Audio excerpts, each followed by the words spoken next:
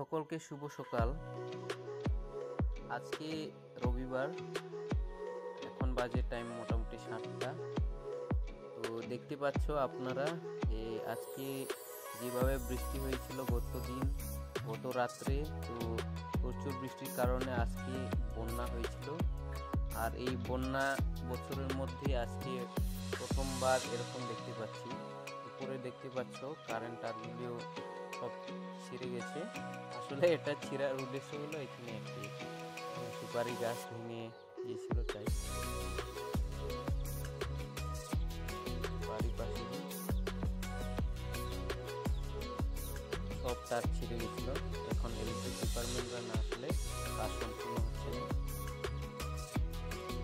এটা হচ্ছে মাঠে প্রচন্ড জল দিয়ে ভর্তি। দেখতে পাচ্ছ এই যে যারা অলরেডি মাঠে এসেছিল তারা বুঝতে পারবে মাঠের কি অবস্থা। শুধু মাঠ নয়, এই বাড়িগুলো দেখতে পাচ্ছ সব জলে ভর্তি। উঠানগুলো সব জলে পরিণত হয়েছে। আমরা চলে আসছি এখন নদীতে। নদীরও খুব একটা ঠিক নেই বলতে এইটাই যে এখানে যে ব্রিজটা রয়েছে আসলে শিশির ব্রিজ, সেই জন্য কোনো সময় সে ভেঙে যেতে পারে, তাই আমরা তার বাঁচার জন্য প্রয়ত্ন করছি।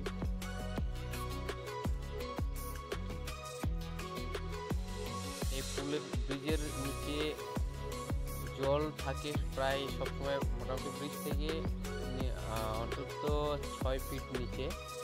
তো আজকে দেখতে পাচ্ছ 6 ফুট জল উপরে ওঠা মানে বিশাল একটা ব্যাপার। শুধু ব্রিজে এখানে নদীতে নয়, সব বাড়িগুলিও 2 ফুট 3 ফুট, কারো উঠানগুলো জল ছিল।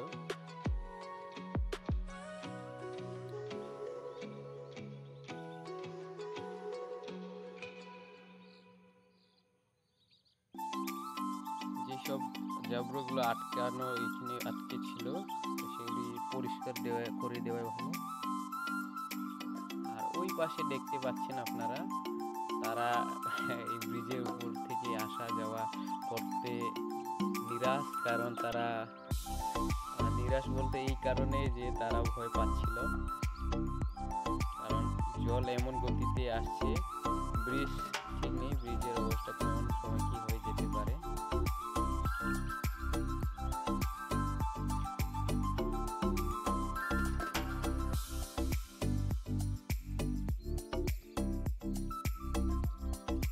সত্যি বলা যাচ্ছে না আজকের দিনটা। আজকের তারিখ হচ্ছে 5ই অক্টোবর 2025। আর এই যে এখানে একটা বাস আটকে গিয়েছিল, তাই এটাকে সরানোর ব্যবস্থা করছি। আস্তে করে প্রচুর লোক আসা শুরু করছে, কারণ এই প্রথমবার এরকম ব্রিজ উপর দিয়ে জল যাওয়া মানে বিশাল একটা ব্যাপার। 6 ফুট নিচের জল থাকতো সবসময়, কিন্তু আজকে সেই জল 6 ফুটের উপরে পার করে যাচ্ছে।